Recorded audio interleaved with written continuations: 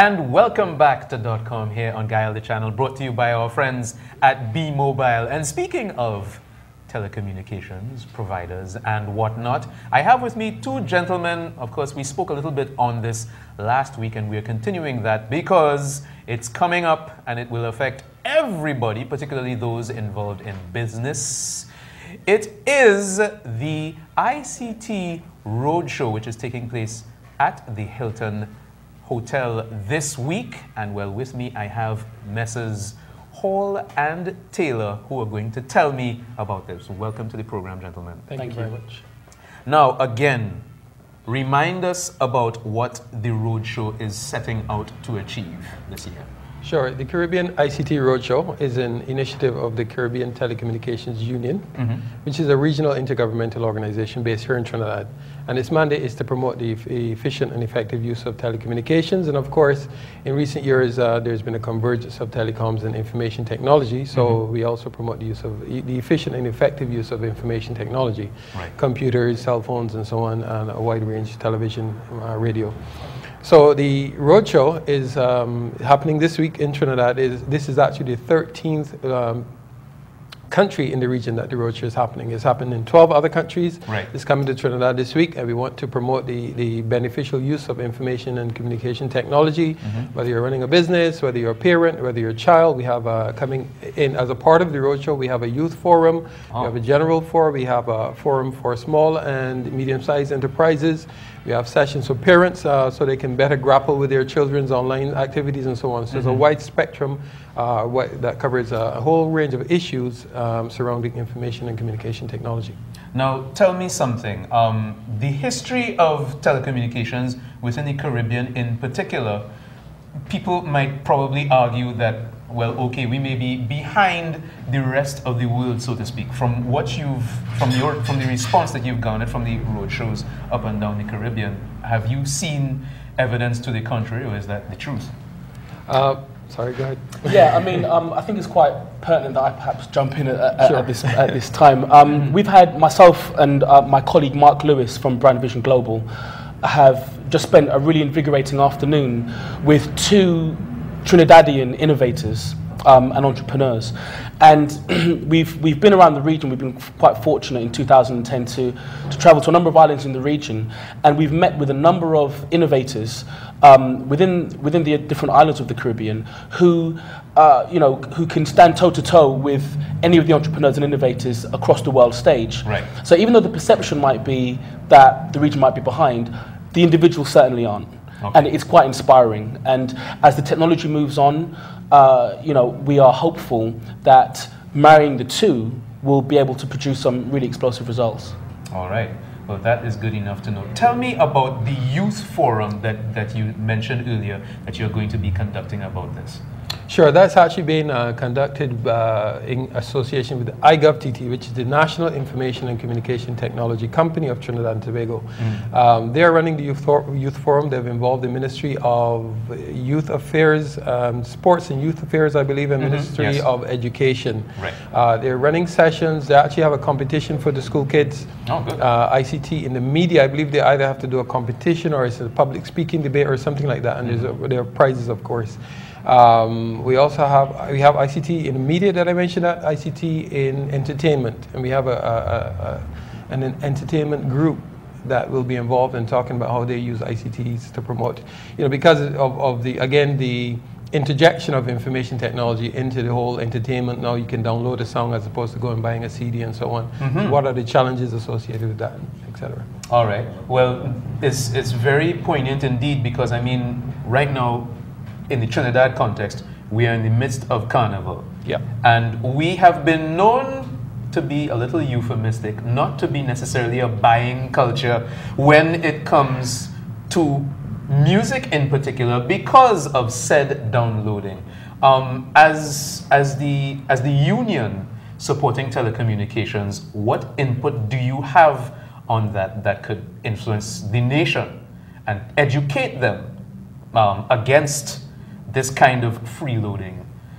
Well, I mean, Mark can even address that again, because what we do is, of course, we promote the intellectual property rights. Right. We encourage people to respect that, because even in the innovation and entrepreneurship workshop, what we examine, we look at people's intellectual property, their ideas and so on, and we try to show the value of that idea. So certainly a part of the roadshow is the promotion of the whole concept of intellectual property and how can we respect that.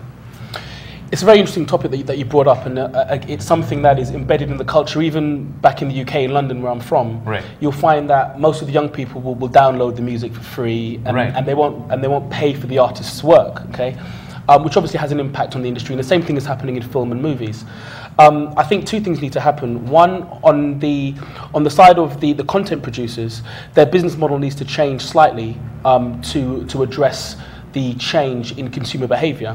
But also consumers need to understand that it is a business, and that these artists it is their job, they are working, and it's content that they're spending a long time to produce, and that there is a value to it, and I think that there are initiatives happening globally to clamp down on different, downloading sites and all these types of things. And I think that once certain policies are put in place, and people are now, I think it's also to do with accessibility. So if you think about iTunes and the iPhone, you don't have to buy an album, you can just buy a song, right? And it might only cost, a few cents, for example. And especially if people who really do love an artist and they're going to follow an artist, you'll find that they will pay for it, okay?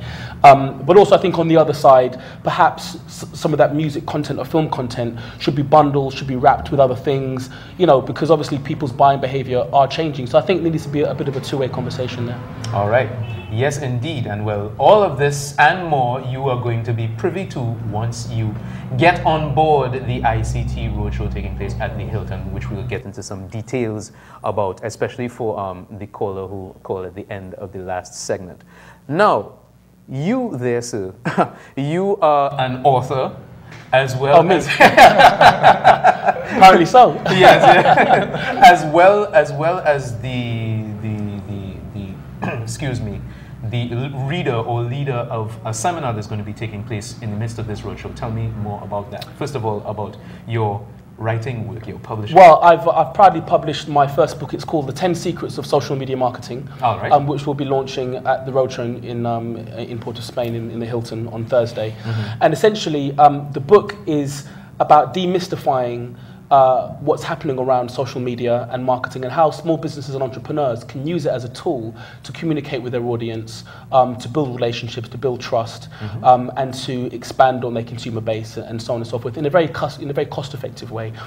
Essentially, I believe that social media has provided entrepreneurs and small businesses with a level playing field. So you can now compete with the big names, because essentially you have a similar platform, and there are millions of people on these social networks, and as long as you're genuine, you're open, you're adding value, you can interact with them in a friendly way, gain their trust, and hopefully expand the visibility of whatever it is you're selling, your products or your services.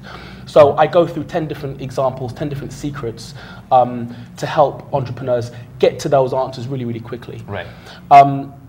You'll be touching on that in your seminar. Well, if you come, maybe you'll find out on the day. Drum roll. But moving on to the Innovation on Entrepreneurship Forum. I mean, I touch on some of the principles of the book in the forum, in the 2-day forum. And essentially what we're doing is we're looking at a framework for innovation. So what does innovation mean to you? What can it mean for Trinidad? What does it mean for small businesses? And what are the things you need to put in place around yourself as an individual and around your business to truly innovate? And then looking at entrepreneurism. So there's the innovation side of it, but innovation without movement becomes stagnant. So it can just be a great idea, but it doesn't go anywhere. It's normally the entrepreneur and the entrepreneurial spirit that will take that idea, commercialize it, bring it to a market, and make it profitable. So we look at the mindset of an entrepreneur. We look at some really good case studies. We look at things that have already been done in the region by some really entrepreneurial people.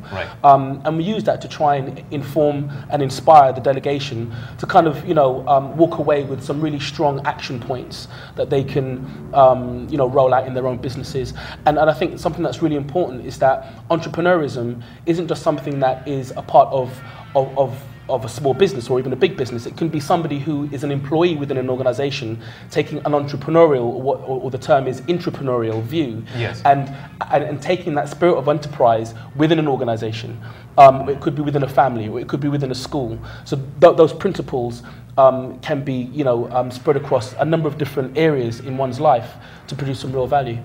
Well, that is going to be definitely some eye-opening and mind-blowing stuff taking place. And well, this is where we get to the nitty-gritty information. So remind the people again as to when they can take part in this. I understand that there are going to be some parts of the roadshow that may be exclusive to the general public. So maybe you can let them in on what the general public can get into.